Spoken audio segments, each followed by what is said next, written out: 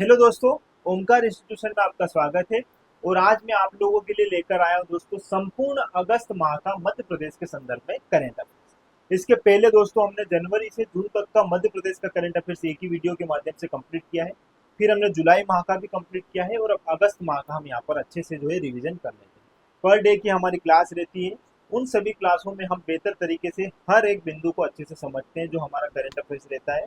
और आज की हमारी इस क्लास में दोस्तों जबकि पूरा हमारा अगस्त माह का हम यहाँ पर करंट अफेयर्स देखेंगे तो थोड़ा फास्ट देखेंगे और सारे आयाम को कवर करते हुए ही आगे बढ़ेंगे। ठीक है, चलो दोस्तों शुरू करते हैं। उससे पहले मैं आपको बता देना चाहूंगा दोस्तों, ये है हमारे संस्थान द्वारा संचालित की जाने वाली कुछ कक्षाएं, कुछ टेस्ट सीरीज। इनके बारे में थोड़ी सी जानकारी ले लेते हैं। देखो दोस्तों, अभी जो मैं आपसे बात करना चाह रहा हूँ दो तीन बिंदु पर बात कर लेते हैं। पहला तो ये दोस्तों एमपीपीएससी प्रीलिम्स। एमपीपीएससी प्रीलिम्स 2026 को ध्यान में रखकर हमारे संस्थान द्वारा बैच प्रारंभ कर दी गई है प्रीलिम्स के लिए। और मात्र 999 रुपए में आपको पूरी जो है प्रीलिम्स की बैच दी जाएगी। और इसमें 10 यूनिट के आपको यहाँ पर नोट्स भी प्रोवाइड करवाए जाएंगे सॉफ्ट कॉपी। ठीक है, यही नहीं दोस्तों, हार्ड कॉपी में भी और मार्केट में भी हमारी पुस्तकें बहुत जल्दी जो है उपलब्ध होने वाली है 10 यूनिट्स की। एमपीपीएससी प्रीलिम्स की 10 यूनिट इंग्लिश और हिंदी मीडियम में आपके नजदीकी बुक स्टोर पर बहुत जल्दी जो है उपलब्ध होने वाली है हमारी किताबें। और दोस्तों इसके साथ साथ आप यदि एमपीपीएससी प्रीलिम्स की टेस्ट सीरीज ज्वाइन करना चाहते हैं तो 2026 को ध्यान में रखकर हमारे संस्थान द्वारा बेहतर टेस्ट सीरीज का आयोजन किया जाएगा 10 सितंबर से। 10 सितंबर से जो है आप इसमें ज्वाइन कर सकते हो। इस टेस्ट सीरीज की विशेषता रहेगी दोस्तों, इसमें बेसिक से हर टॉपिक को हर आयाम के साथ हम कवर करने का प्रयास करेंगे ताकि टेस्ट सीरीज के माध्यम से आप अपनी तैयारी को बेहतर तरीके से आगे बढ़ा पाओ। दोस्तों इसका शेड्यूल जरूर देखिएगा।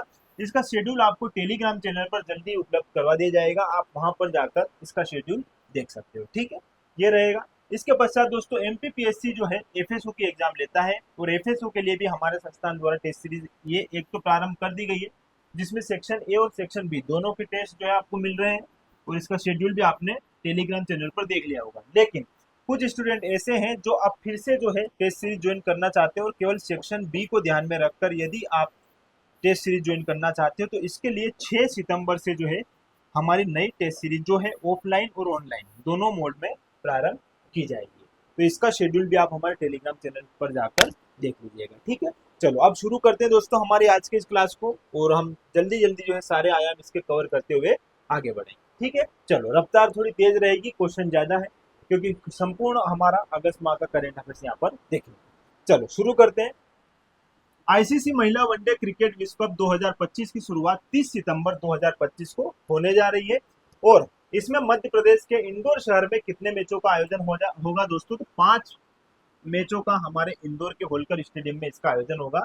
ये बात इतनी ज्यादा हमारे लिए महत्वपूर्ण नहीं है, लेकिन महत्वपूर्ण क्या है उसको समझिएगा।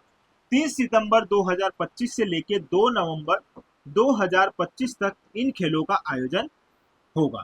ठीक है, और यह आयोजन जो है दोस्तों 13 टाइम हो रहा है, 13वां जो है संस्करण है महिला वनडे क्रिकेट विश्व कप का, ये बात ध्यान रखिएगा। और अगर इंडिया की हम बात करें दोस्तों तो हमारे इंडिया में चौथी बार जो है इन खेलों का आयोजन हो रहा है।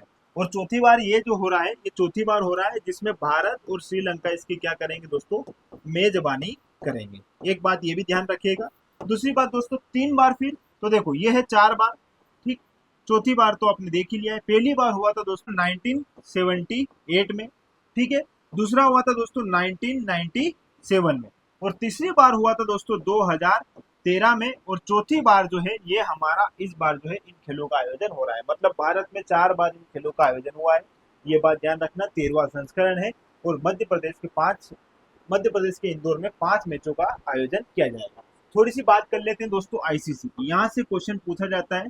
देखो आईसीसी जो है इंटरनेशनल क्रिकेट इसका जो है वर्तमान नाम है, लेकिन इसकी शुरुआत होती है दोस्तों 1909 में। 1909 में आईसीसी की जो है स्थापना की जाती है। ये बात ध्यान रखना, कहाँ पर होगी तो लंदन में होगी। ठीक है, ये होगी लंदन इंग्लैंड में।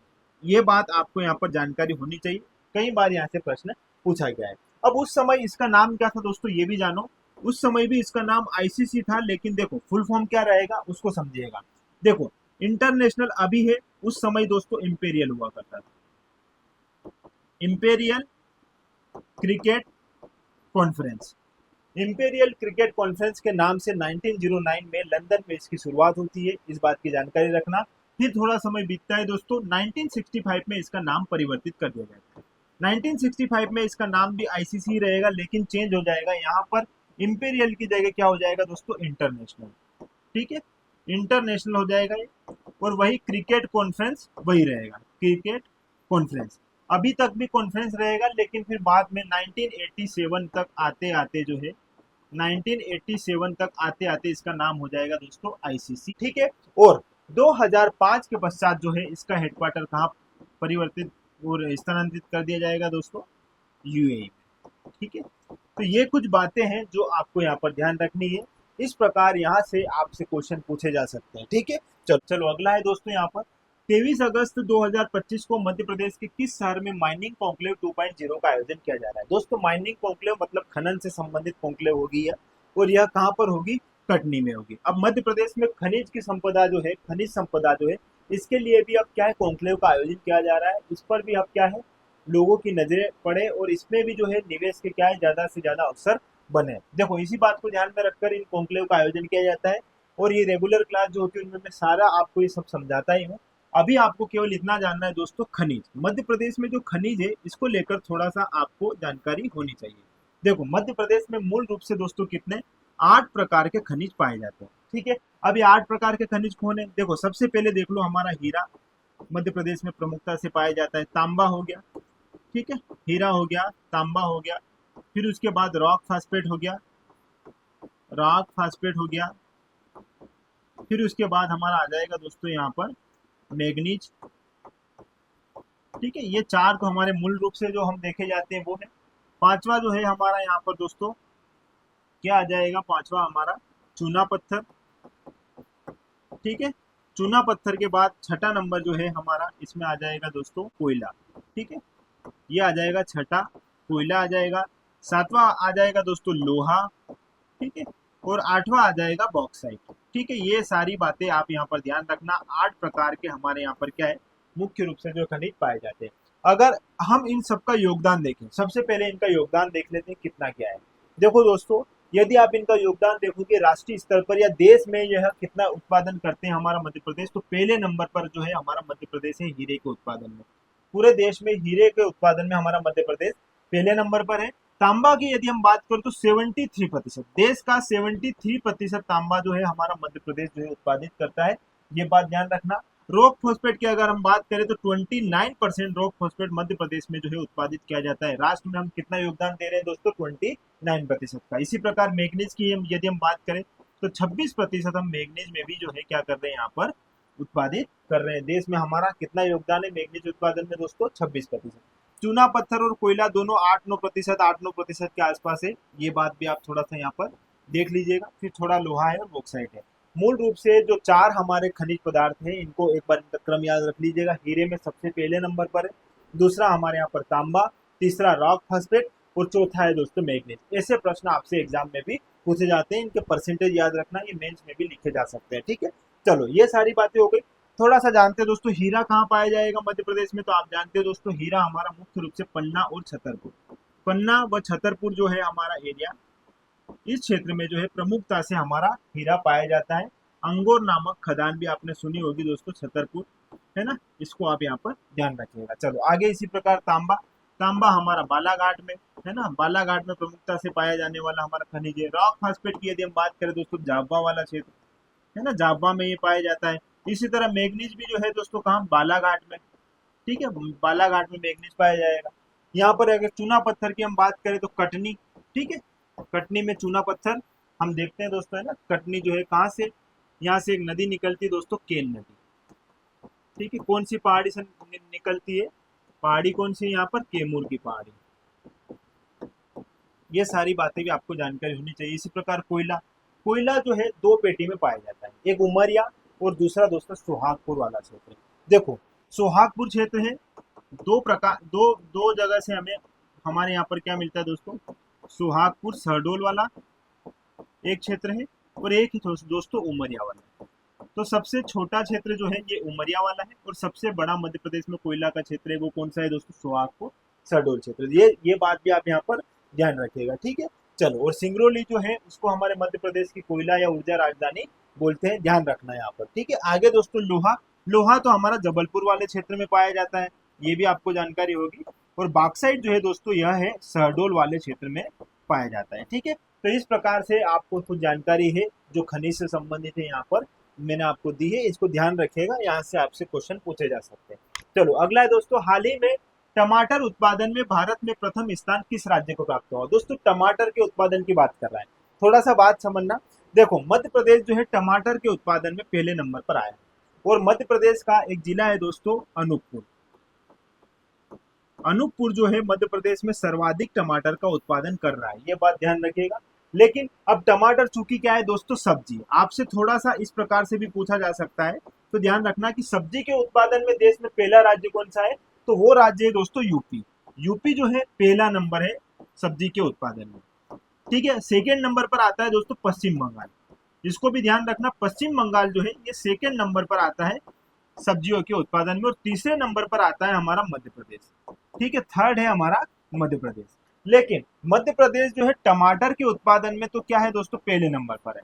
ठीक है, और टमाटर के साथ साथ हम धनिया में भी पहले नंबर पर है, ये बात भी ध्यान रखना, धनिया में भी हमारा मध्य प्रदेश पहले नंबर पर है। धनिया के साथ साथ लहसुन के उत्पादन में भी हमारा मध्य प्रदेश क्या है दोस्तों पहले नंबर पर। तो ये तीन सब्जियां जो है इनके उत्पादन में हमारा मध्य प्रदेश पहले नंबर पर है।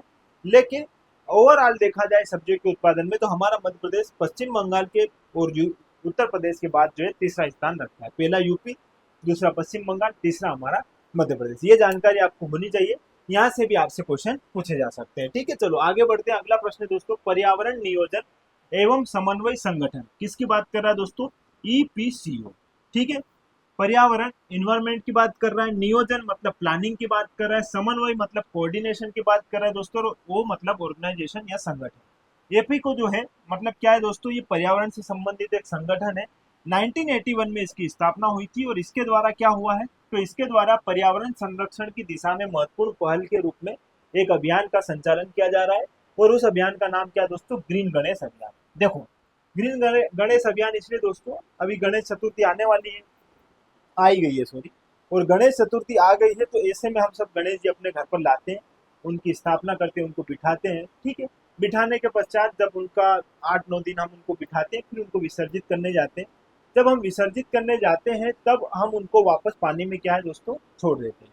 तो ऐसे में कई बार जो गणेश जी की मूर्तियां हैं वो चूने से भी बनाई जाती है और मिट्टी से भी बनाई जाती है। चूने से जो बनी हुई मिट्टियां हैं वो उस पानी में अच्छी तरीके से डिजोल्व नहीं होती है, और बाद में फिर वो क्या है दोस्तों जल संकट, और बाद में जो जल को क्या करके दूषित करती है, और हमें एक आपदा के रूप में फिर वो दिखती है। तो इसी बात को ध्यान में रखकर अभी एपीको ने जो है क्या किया है दोस्तों, एक नया अभियान प्रारंभ किया है, ग्रीन गणेश अभियान। और इसमें हम क्या करेंगे दोस्तों, मिट्टी से बने गणेश जी जो है हम हमारे घर पर लाएंगे, ताकि जब हम उनको विसर्जित करें तो वो पुनः जो है मिट्टी में ही तब्दील हो जाए और ज्यादा परेशानी ना आए। ठीक है, तो ये अच्छी पहल है, इसको भी ध्यान रखिएगा।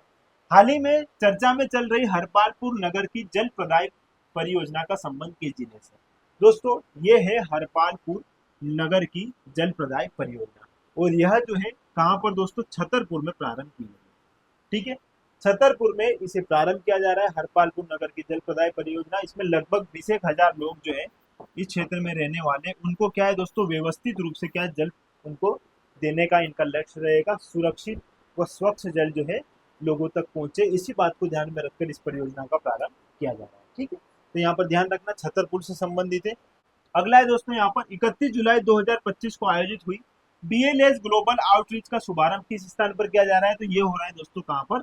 नई दिल्ली में। ठीक है, चलो आगे बढ़ते हैं। अगला प्रश्न है हमारा, हाल ही में ई संजीवनी पोर्टल के माध्यम से संचालित किस योजना का वर्चुअल शुभारंभ आयुष मंत्री इंदर सिंह परमार द्वारा किया गया है? तो ये है दोस्तों वेद आपके द्वार योजना। वेद आपके द्वार योजना ई संजीवनी पोर्टल के माध्यम से प्रारंभ की गई एक योजना है, और इसमें क्या होगा दोस्तों, यदि आपको किसी प्रकार से आपको कुछ बीमारी हो रही है या इसका आपको परामर्श लेना है, तो आप कॉल के माध्यम से जो है वेद या डॉक्टर से आप बात कर सकते हो। आपको डॉक्टर के घर जाने की आवश्यकता नहीं है, आप फोन लगाओगे वो आपका हालचाल पूछने आ जाएगा। ठीक है, तो यहाँ पर ये है आपके द्वार योजना, वेद आपके द्वार योजना, ध्यान रखिएगा इसको भी। अगला है दोस्तों, हाल ही में 15 जुलाई से 30 जुलाई 2025 तक नशे से दूरी है जरूरी अभियान किसके द्वारा चलाया गया? तो दोस्तों यह जो है किसके द्वारा चलाया जाएगा? पुलिस विभाग द्वारा। ठीक है, नशे से दूरी है जरूरी। ठीक है, इसको ध्यान रखना।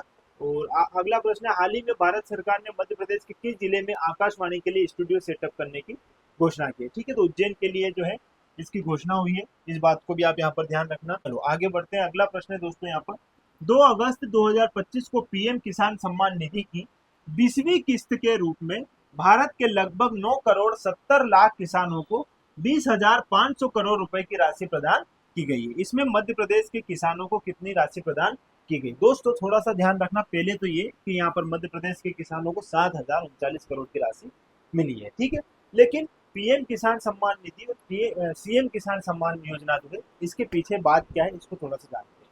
यहाँ से भी आपसे प्रश्न पूछे जाते हैं। देखो दोस्तों, मध्य प्रदेश में भी जो है राज्य स्तर पर यह जो राशि प्रदान की जाती है, केंद्र स्तर पर भी यह राशि प्रदान की जाती है। 6,000 रुपए की राशि दोनों जगह दी जाती है। लेकिन आपसे ये योजना कब प्रारंभ की गई है, कब यह पेमेंट जो है दिया जाता है, कौन सी किस्त है, इस प्रकार से क्वेश्चन पूछे जाते हैं। लेकिन इस योजना का प्रमुख उद्देश्य था किसानों को आर्थिक रूप से सशक्त बनाना, सक्षम बनाना। ठीक है, और इसी बात को ध्यान में रखकर जो पीएम किसान सम्मान निधि है, इसकी शुरुआत होती है दोस्तों फरवरी 2019 में। फरवरी 2019 में इसका प्रारंभ किया गया था। और दोस्तों इसमें जो है राशि दी जाती है 6,000 रुपए। अब ये जो 6,000 रुपए की राशि है, ये 3 किस्तों में दी जाती है। 2,000 रुपए की इसमें 3 राशि प्रदान की जाएगी, है ना। 2,000 रुपए की राशि 3 किस्तों में दी जाती है। अब ये 3 किस्तें कब दी जाती है? देखो, अप्रैल माह से प्रारंभ होता है। जो पहली किस्त है दोस्तों, यह जो है अप्रैल, मई, जून और जुलाई। ठीक है, ये पहली किस्त जो है इन 4 महीनों के अंदर अंदर आपको प्राप्त हो जाएगी। ठीक है, जुलाई के बाद जो बचते हैं दोस्तों अगस्त, ठीक है, सितंबर, अक्टूबर और नवंबर, ये जो है आपको यहाँ मिलती है सेकेंड वाली किस्त। ठीक है, इसी तरह दिसंबर से जो है जनवरी, फरवरी और मार्च, यहाँ पर आपको इसकी प्राप्त होगी कौन सी? तीसरी राशि। तो इस प्रकार इन 3 किस्तों के माध्यम से सरकार आपको 6,000 रुपए की राशि देती है, आपको नहीं, किसानों को। ठीक है, लेकिन ऐसे ही राज्य में भी व्यवस्था की गई है। उसका यहाँ पर पीएम किसान सम्मान निधि है, वहां पर कौन सी दोस्तों? मुख्यमंत्री किसान संपदा योजना। ठीक है, अब देखो किसान सम्मान योजना जो है, इसको थोड़ा सा देख लेते हैं। इसकी शुरुआत होती है दोस्तों सितंबर में। ठीक है, अगर पूरी डेट याद रख पाओ तो सितंबर 2020 में, 22 सितंबर 2020 में इसकी शुरुआत होती है। 6,000 रुपए की इसमें भी 3 किस्तों के माध्यम से जो है आर्थिक रूप से किसानों को जो है सहायता प्रदान की जाती है। ठीक है, तो ये बात ध्यान रखना। इतनी सारी चीजें भी आपसे यहाँ से पूछी जा सकती है, इनकी डेट। ठीक है, चलो, हाल ही में यूनियन कार्बाइड के परिसंकटमय अवशिष्ट के भस्मक जलाने के बाद राख में किसी भी प्रकार का पेस्टिसाइड एवं इंसेक्टिसाइड मौजूद नहीं पाए गए। यह घटना मध्य प्रदेश के किस जिले में? दोस्तों आप जानते हो, हमारे भोपाल में एक बहुत बड़ी घटना हुई थी 2 से 3 दिसंबर, ये डेट याद रखना। 2 से 3 दिसंबर 1984 में क्या होता है दोस्तों? एक घटना घटती है जिसे हम भोपाल गैस कांड के रूप में जानते हैं, है ना। ये क्वेश्चन पूछा भी गया है, भोपाल गैस कांड। ठीक है, या भोपाल गैस त्रासदी। ठीक है, अब ये इसके पीछे की पूरी पिक्चर मैं आपको यहाँ पर बताता हूँ, अच्छे से समझना। देखो, यहाँ पर एक नाम दिया है यूनियन कार्बाइड। यूनियन कार्बाइड असल में क्या है दोस्तों? एक कंपनी। ठीक है, ये यूनियन कार्बाइड क्या है? एक कंपनी है। और ये कंपनी कहाँ की है दोस्तों? यूएसए की है। ठीक है, अब ये यूएसए की एक कंपनी है जो क्या बनाती है दोस्तों? रसायन बनाने का काम करती है।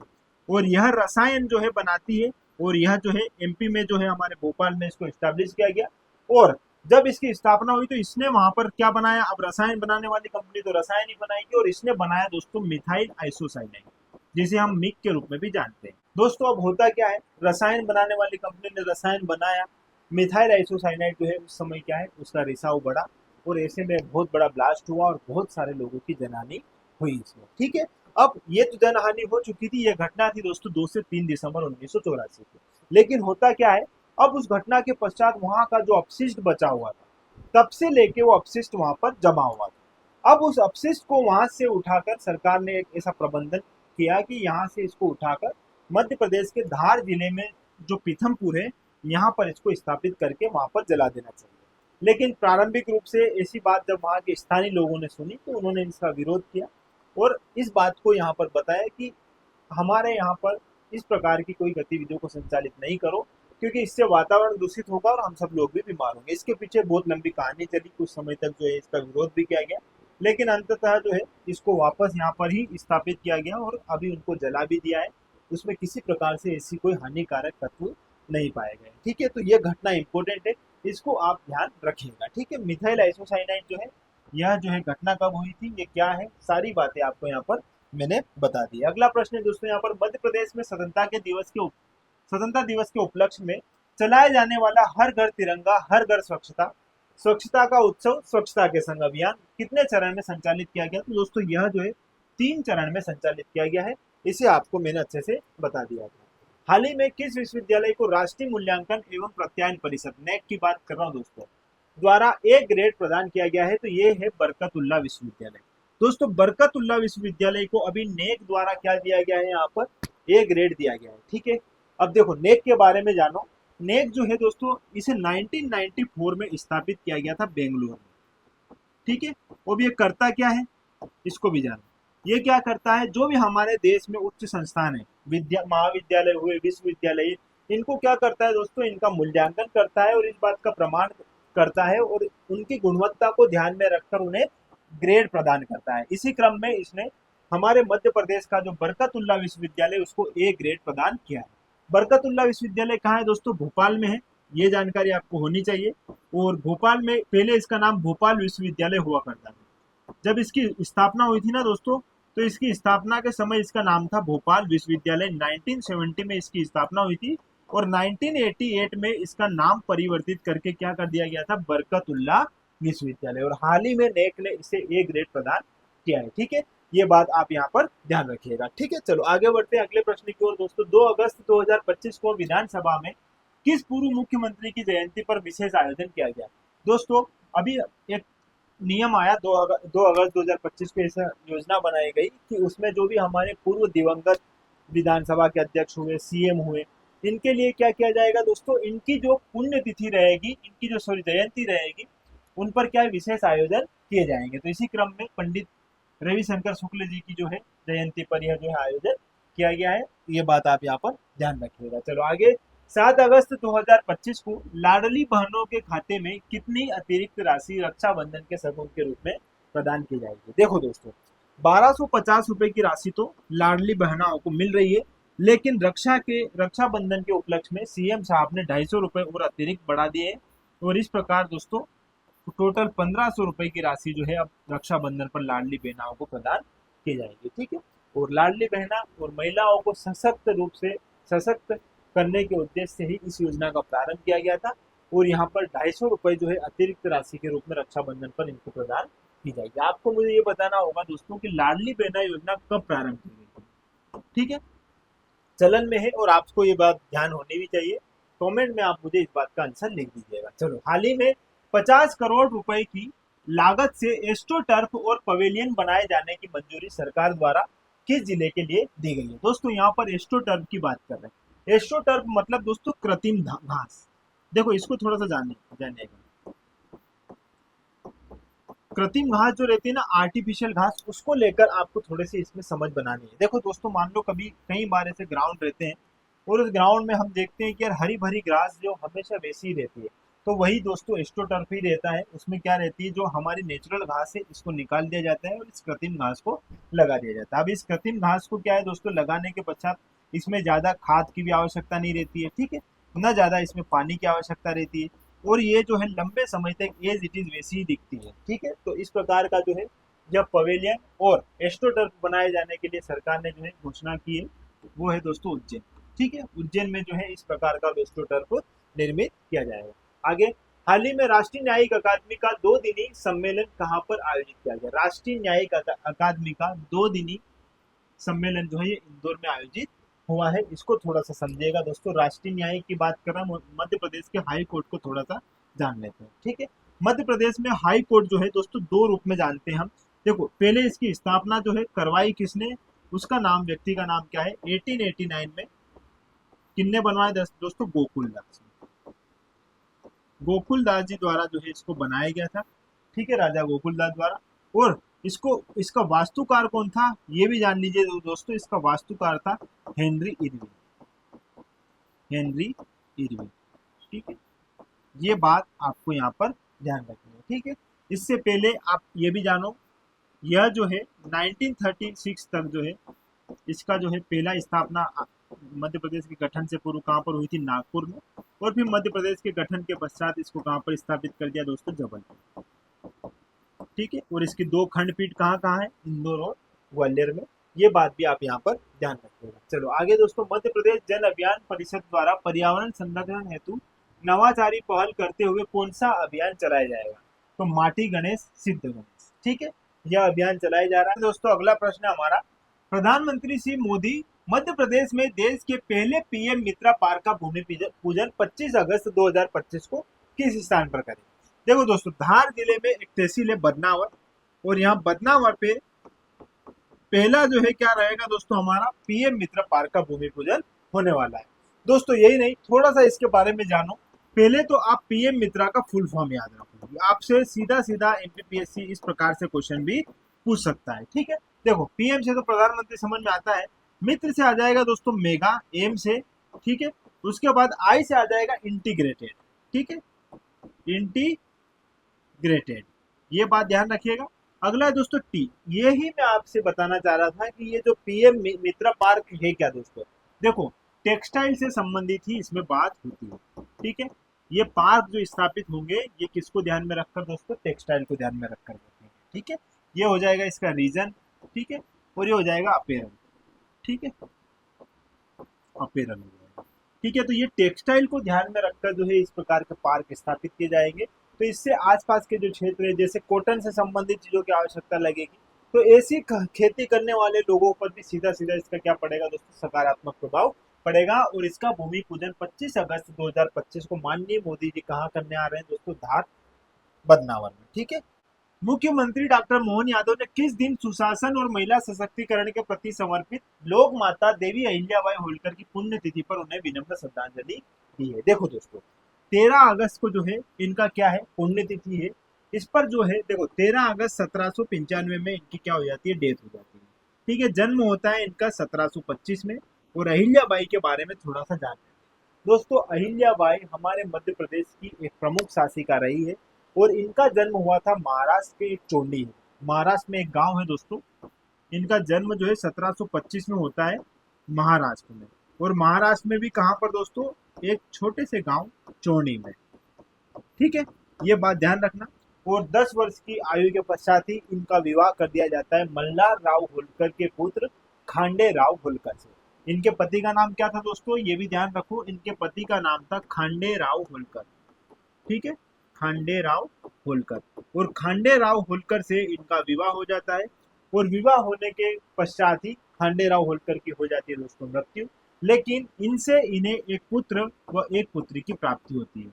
इनके पुत्र का नाम था दोस्तों माले राव। ठीक है, क्या नाम था, माले राव। और माले राव जो है, जब खांडे राव की इनके पति की मृत्यु हो जाती है, तो ऐसे में रानी जो है माले राव को शासक नियुक्त करती है और स्वयं उसकी संरक्षिका बनकर शासन का संचालन करती है। लेकिन होता क्या है दोस्तों, 1 वर्ष के पश्चात ही माले राव को भी ज्वर हो जाता है और इनकी हो जाती है मृत्यु।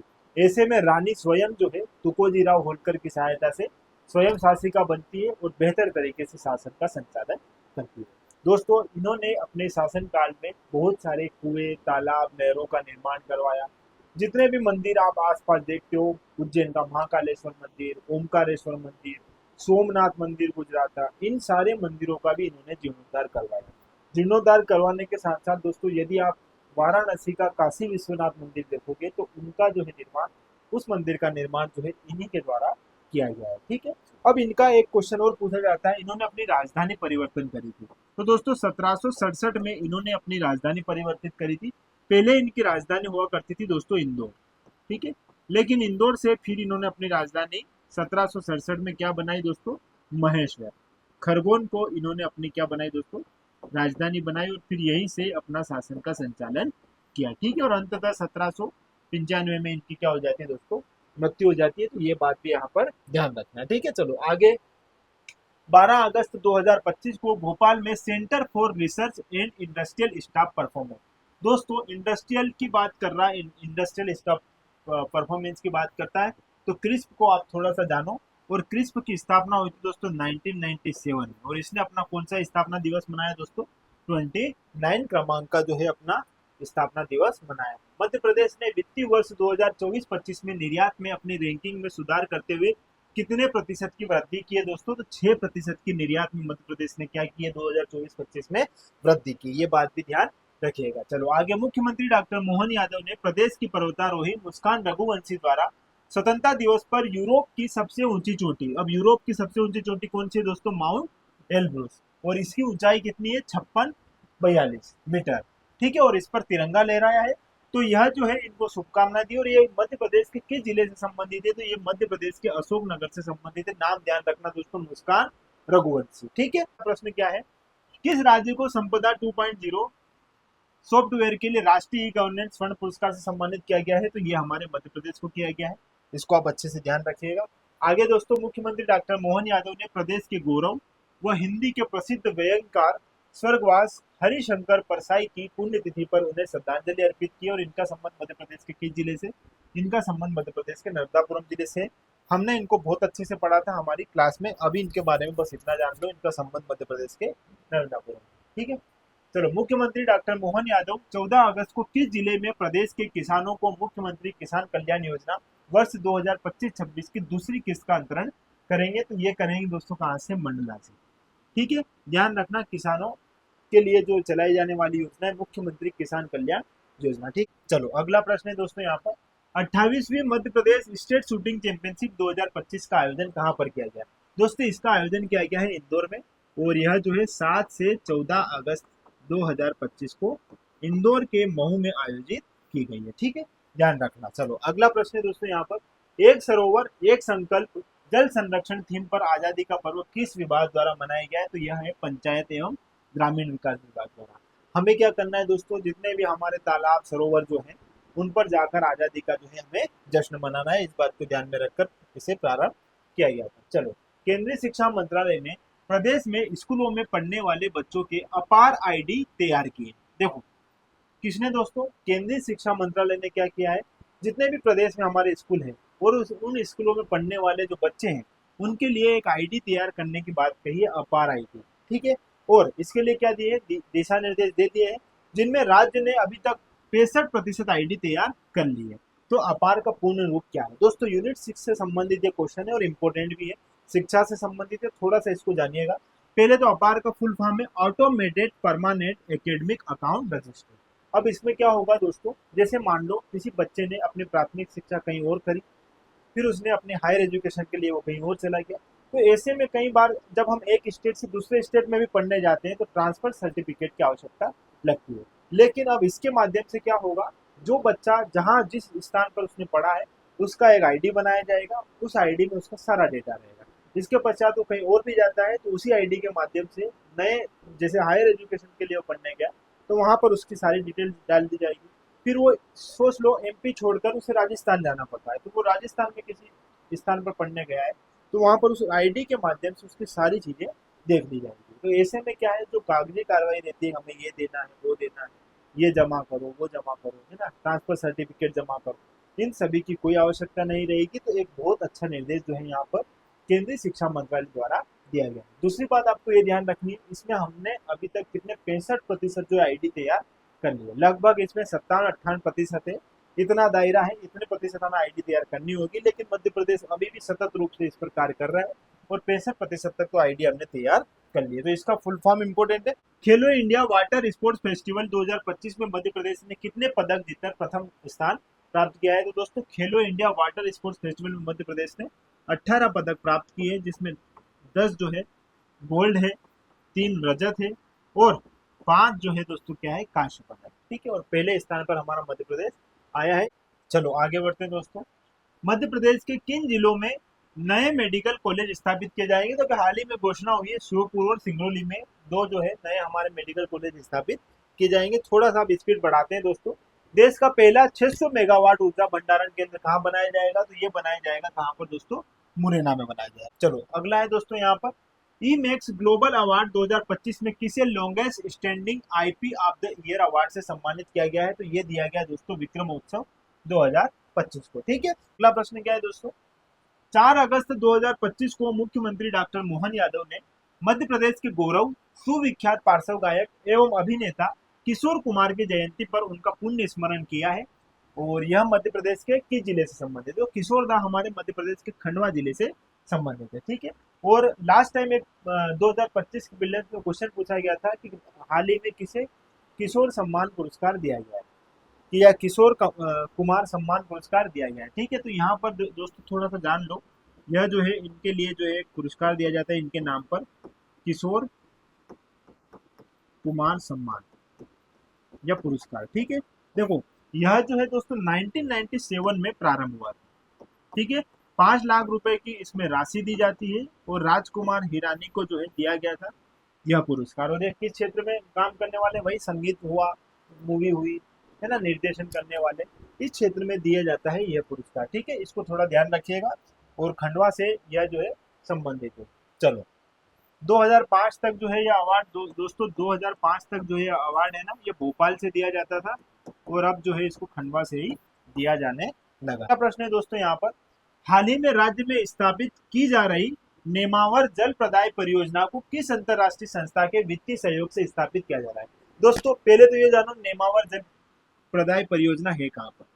ठीक है। देखो ये आएगी देवास जिले में। ठीक है। देवास जिले में आता है नेमावर।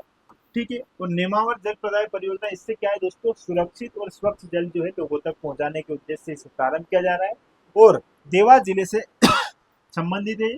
अब नदी भी कौन सी दोस्तों? नर्मदा नदी। नर्मदा नदी के माध्यम से जो है इसको क्या है शुरू किया जाएगा, नर्मदा नदी का जल इसको पहुंचेगा। और देवास में ये जो है प्रारंभ की जा रही है, लेकिन किसके सहयोग से दोस्तों? तो एडीबी के सहयोग से। एडीबी के सहयोग से 21 करोड़ रुपए की जो है इसमें क्या है आर्थिक रूप से सहायता प्रदान की जाएगी। एडीबी क्या है दोस्तों? Asian development bank. Asian development bank क्या करता है, ये एशिया और प्रशांत क्षेत्र में जो इसके सदस्य देश है उनको आर्थिक रूप से सहायता प्रदान करता है। देखो मध्य अपना जो है यहाँ पर देखना दोस्तों, भारत जो है इसका सदस्य देश है।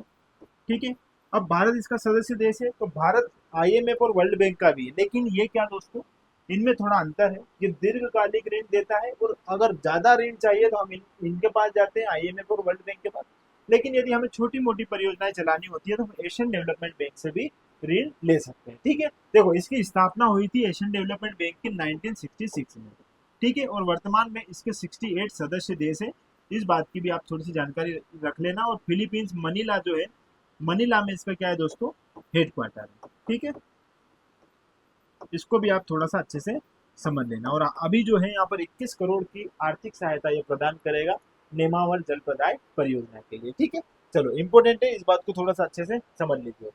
क्रिटिकल मिनरल्स की नीलामी पर केंद्र सरकार की नीति को लागू करने वाला देश का पहला राज्य बन गया हमारा मध्य प्रदेश। ठीक है। चलो आगे बढ़ते हैं। अगला प्रश्न हमारा, मध्य प्रदेश राज्य ग्रामीण आजीविका मिशन के अंतर्गत स्वयं सहायता समूहों की 2 दिवसीय आजीविका फ्रेश मेला कहाँ पर आयोजित किया जा रहा है दोस्तों? तो यह हो रहा है दोस्तों भोपाल में।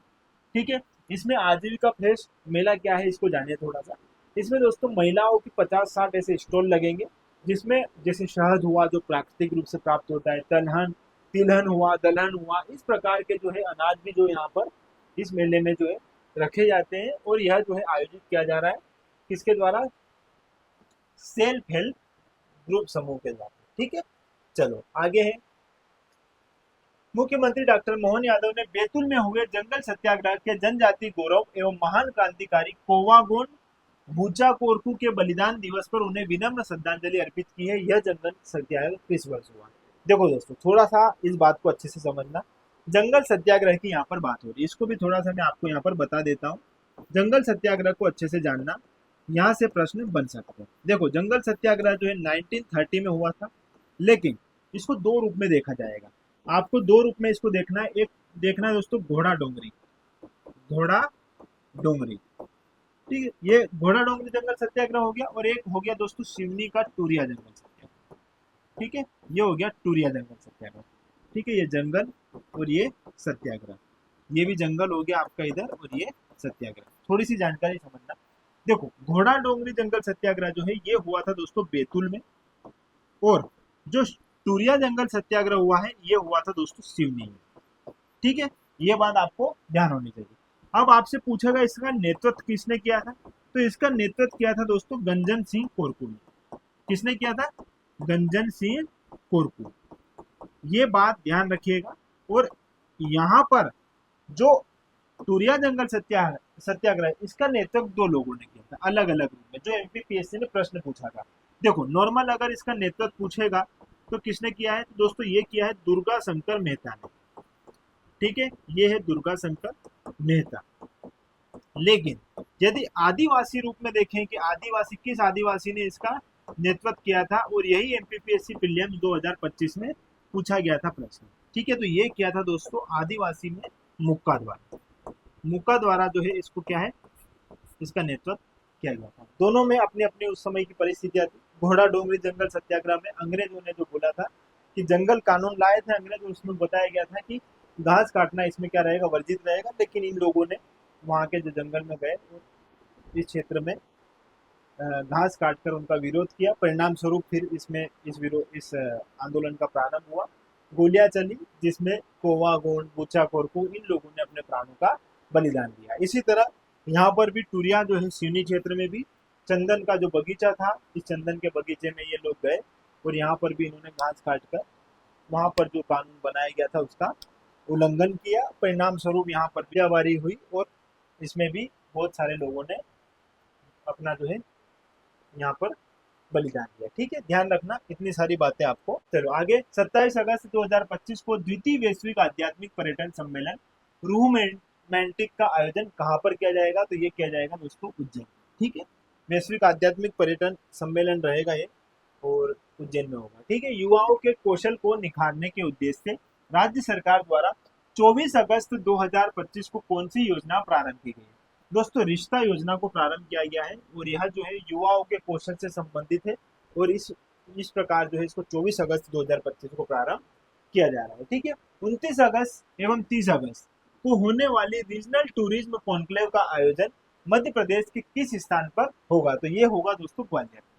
ठीक है, इसके बारे में भी हमने पढ़ा है, आप इस बात को भी थोड़ा ध्यान रखिएगा। अब थोड़ा बात कर लेते हैं दोस्तों, हमारे यहाँ पर राज्य स्तरीय जो खेल पुरस्कार के वितरण किए गए उन पर एक बार प्रकाश डाल लेते हैं। दोस्तों अगस्त माह में ही इन खेलों का क्या है, इन पुरस्कारों का जो है क्या है वितरण किया गया है, तो इसको थोड़ा अच्छे से जानते हैं। देखो मध्य प्रदेश शासन ने वर्ष 2023 के लिए राज्य स्तरीय शिखर खेल पुरस्कारों की घोषणा की है, जिसमें 12 विक्रम पुरस्कार, 11 एकलव्य पुरस्कार और 3 विश्वामित्र तथा 1 लाइफ टाइम अचीवमेंट पुरस्कार दिया गया है। दोस्तों इसको थोड़ा जानते हैं।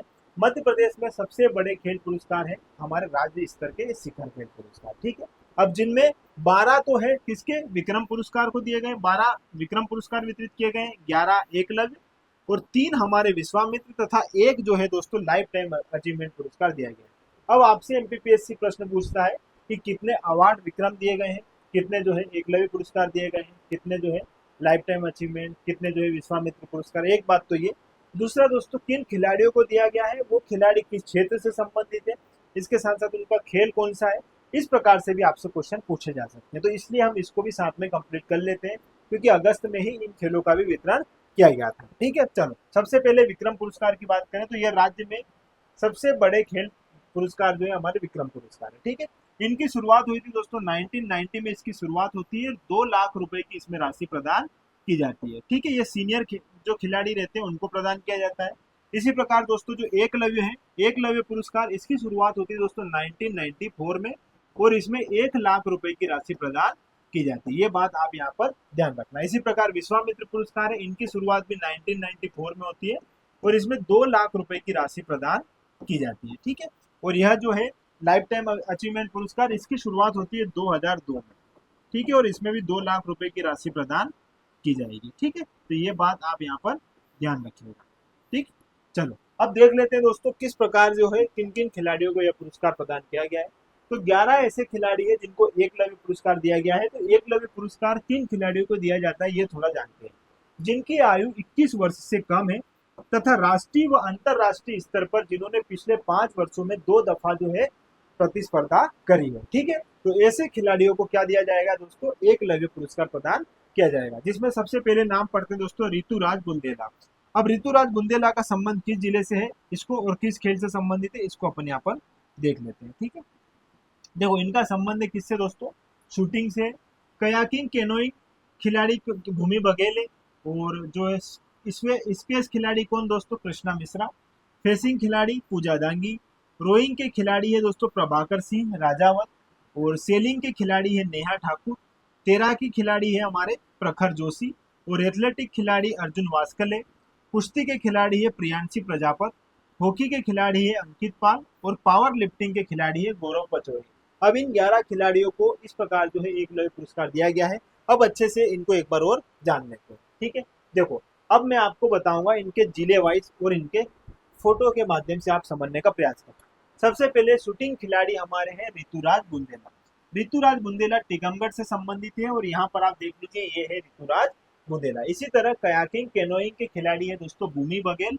और भूमि बघेल का संबंध है दोस्तों खरगोन से। आपसे सीधा सीधा क्वेश्चन इस प्रकार से पूछा जा सकता है और ये है दोस्तों भूमि बघेल, ठीक है। स्पेस खिलाड़ी है हमारी कृष्णा मिश्रा और ये इंदौर से संबंधित है और ये है हमारे कृष्णा मिश्रा, ठीक है। फेसिंग खिलाड़ी पूजा दांगी, ये राजगढ़ से संबंधित है, ये यहाँ पर इनको फोटो के माध्यम से देख सकते हो। और रोइंग खिलाड़ी है प्रभाकर सिंह राजावत और ये कहाँ से संबंधित है? ग्वालियर से। और ये है इनका पिक्चर, यहाँ पर इनको आप एक बार अच्छे से देख सकते हो ताकि एग्जाम में आपको कहीं ना कहीं याद रहे। चलो अगला दोस्तों, सेलिंग खिलाड़ी नेहा ठाकुर जो है इनका संबंध देवास से है, ये है नेहा ठाकुर। और तैराकी खिलाड़ी प्रखर जोशी जो है ये इंदौर के हैं और ये है प्रखर जोशी, ठीक है। एथलेटिक खिलाड़ी अर्जुन वास्कले जिनके बारे में हमने बात करी थी, ये है दोस्तों खरगोन के। और कुश्ती खिलाड़ी हमारी प्रियांशी प्रजापत उज्जैन की है, ये है प्रियांशी प्रजापत, ठीक है।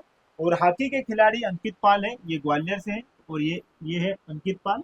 और पावर लिफ्टिंग खिलाड़ी गौरव पचौरी मुरैना से संबंधित है, ये है यहाँ पर गौरव पचौरी, ठीक है। तो ये 11 खिलाड़ी है जिनको एकलव्य पुरस्कार से सम्मानित किया गया है। इसी प्रकार दोस्तों 12 और अन्य खिलाड़ी है जिनको विक्रम पुरस्कार से सम्मानित किया गया है, जिनके बारे में हम एक बार यहाँ पर फिर से देख लेते हैं, ठीक है। चलो देखो, ये है 12 खिलाड़ी।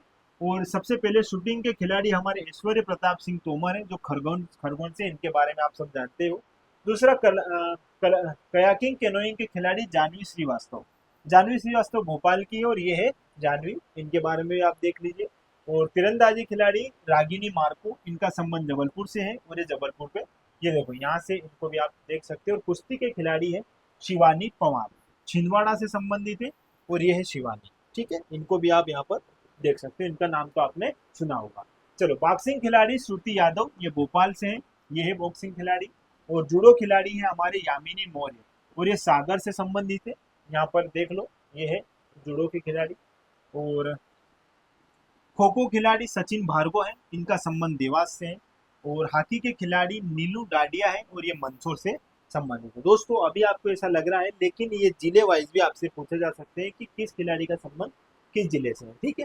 चलो सॉफ्ट बॉल के खिलाड़ी प्रवीण कुमार दवे है और ये इंदौर से संबंध रखते हैं और ये है प्रवीण कुमार, ठीक है। इसी प्रकार शूटिंग की रुबीना फ्रांसिस, इन्हें आप जानते हो, जबलपुर से संबंधित है ये। और पावर लिफ्टिंग के खिलाड़ी अपूर्व दुबे, कहाँ से संबंधित दोस्तों? इंदौर से। और एडवेंचर के भावना डेहरिया, इनके बारे में तो आप जानते हैं दोस्तों, ये छिंदवाड़ा की है और ये है भावना डेहरिया पर्वतारोही, ठीक है। चलो अगले हैं दोस्तों विश्वामित्र पुरस्कार। तो यहाँ पर कयाकिंग कैनोइंग के प्रशिक्षक है पीयूष कांति बोराई, ये भोपाल से संबंधित है। तीरंदाजी के प्रशिक्षक है हमारे अशोक कुमार यादव और ये कहाँ से दोस्तों? जबलपुर से। और इसी प्रकार हॉकी प्रशिक्षक सी लोकेंद्र शर्मा है और ये कहाँ से संबंध रखते दोस्तों? भोपाल से, ठीक है। लाइफ टाइम अचीवमेंट पुरस्कार की यदि हम बात करें तो जिम्नास्टिक के श्री रतन लाल वर्मा जो है, इन्हें लाइफ टाइम अचीवमेंट पुरस्कार से सम्मानित किया गया। तो ये बात आप यहाँ पर ध्यान रखिएगा। यही नहीं दोस्तों, समापन जो सम्मान समारोह है, इसमें 38वें नेशनल गेम्स 2025 के 34 स्वर्ण पदक विजेता, 25 रजत और 23 कांस्य पदक विजेता, कुल 82 पदक विजेताओं को भी यहाँ पर सम्मानित किया जाएगा, ठीक है। तो ये बात आप यहाँ पर ध्यान रखना। आज की हमारी इस करंट अफेयर्स की क्लास में हमने पूरे अगस्त माह का करंट अफेयर्स यहाँ पर अच्छे से देख लिया है। दोस्तों कल से हमारी क्लास जो है डेली रहेगी करंट अफेयर्स की यूट्यूब पर, तो आप देखना मत भूलिएगा क्लास को। वहां पर मैं इन सारी बातों को बहुत बेहतर तरीके से बताने का प्रयास करता हूं, जिसमें आपकी एमपीपीएससी की 10 इकाई से संबंधित यदि कुछ भी बात हो रही है तो उसके सारे आयाम हम वहां पर कवर करते हुए आगे बढ़ते हैं, जिससे जब भी आप उस टॉपिक से संबंधित फिर बाद में पढ़ते हो तो आपको चीजें सरल लगेगी, क्योंकि उसकी एक समझ आपके दिमाग में बैठ जाएगी, ठीक है। तो ये हमारे कुछ कोर्सेस है, जरूर देखिएगा दोस्तों। प्रीलिम्स जो है मात्र 999 रुपए में पूरा आपको पढ़ाया जाएगा 2026 को ध्यान में रखो, ठीक है।